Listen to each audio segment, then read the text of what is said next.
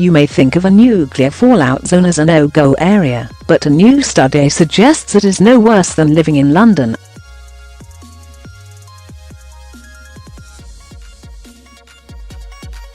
Research has found people who live in a contaminated area lose a few months of life expectancy and have more chance of developing cancer.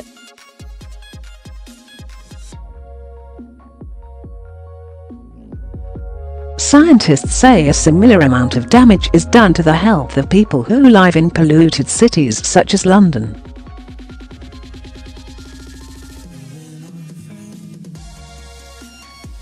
The findings suggest that should a nuclear accident happen in the UK, few people would need to be relocated.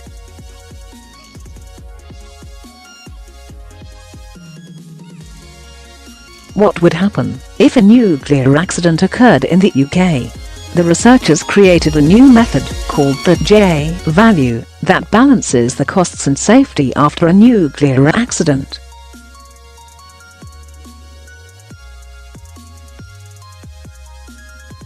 They applied this to a fictional nuclear disaster on England's south. Downs.Results showed that, if a real disaster occurred, the government would need to evacuate 44,000 temporarily from the area.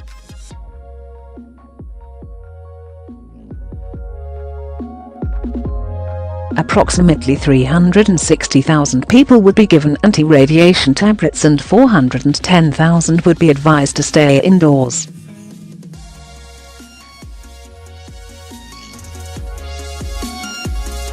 In the aftermath of the fictional meltdown, it was anticipated that there would be 1,500 extra cases of cancer, of which a third would be fatal.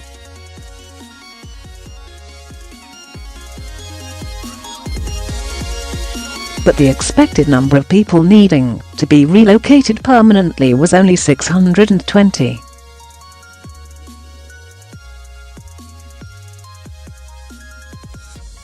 And within 3 months of the accident, radiation levels would drop below 10 millisieverts a year, less than people in the UK are exposed to naturally.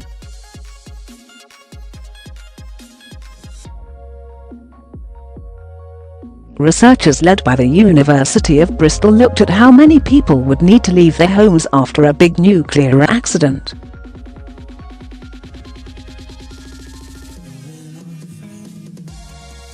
They created a simulation of a nuclear meltdown that balances costs and safety after a nuclear accident the size of Fukushima's meltom at a fictional reactor in West Sussex.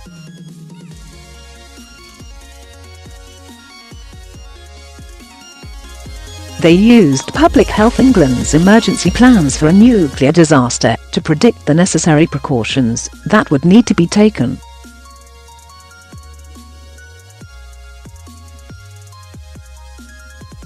Results showed that, if a real disaster occurred, the government would need to evacuate 44,000 temporarily from the area.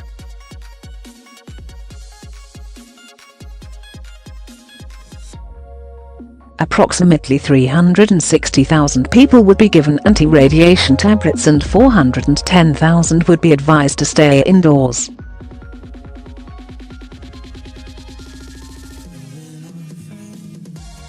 In the aftermath of the fictional meltdown, it was predicted that there would be 1,500 extra cases of cancer, of which a third would be fatal.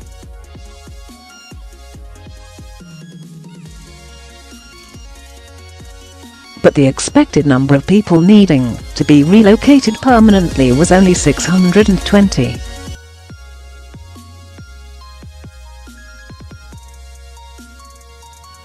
And within 3 months of the accident, radiation levels would drop below 10 millisieverts a year, less than people in the UK are exposed to naturally.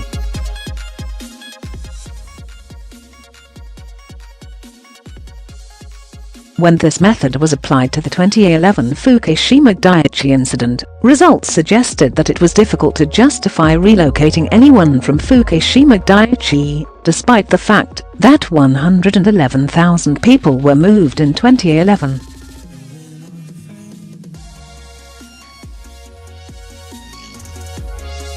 The researchers also applied the simulation to the nuclear accident at Chernobyl in 1986.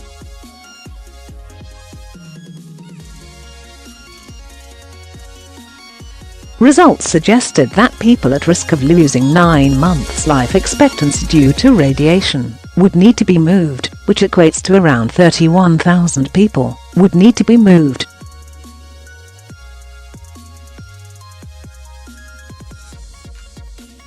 In reality, 116,000 people were relocated after the accident, with a second relocation introduced by authorities in 1990.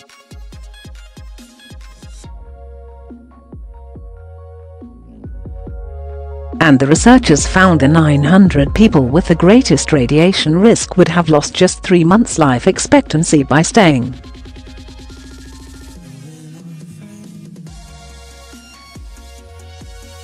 Professor Philip Morris, an author of the study, said, "Mass relocation is expensive and disruptive.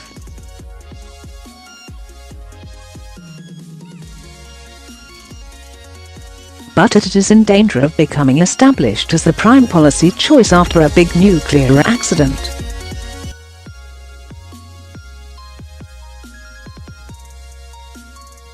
It should not be. Remediation should be the watchword for the decision maker, not relocation.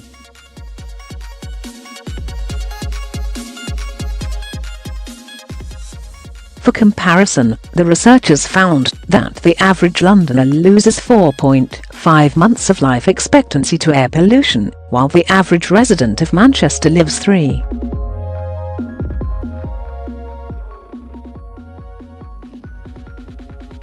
Years less than his or her counterpart in Harrow, North London. Meanwhile, boys born in Blackpool lose 8.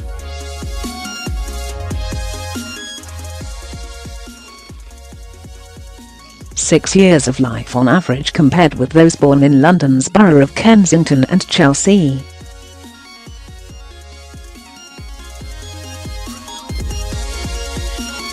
In 2011, a 10-meter-high tsunami that killed nearly 19,000 people crashed into Japan's Fukushima nuclear power plant.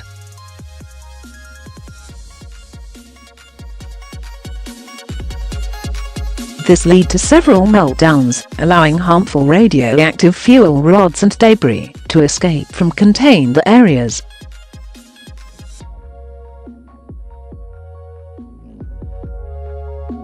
Six years after the disaster, researchers are still struggling to clean up fuel in the waters of the wasting reactors.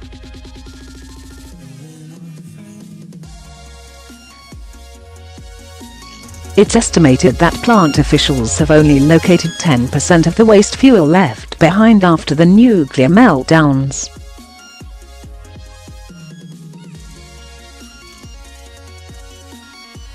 And the damaged plant is believed to be leaking small amounts of the radioactive waste into the Pacific Ocean, which could be traveling as far as the west coast of the US.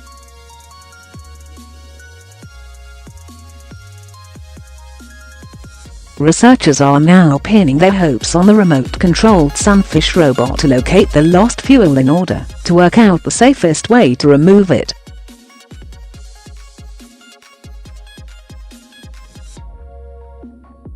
An aerial view of the reactors of the tsunami-stricken Fukushima Daiichi nuclear power plant stand in Okuma, Fukushima,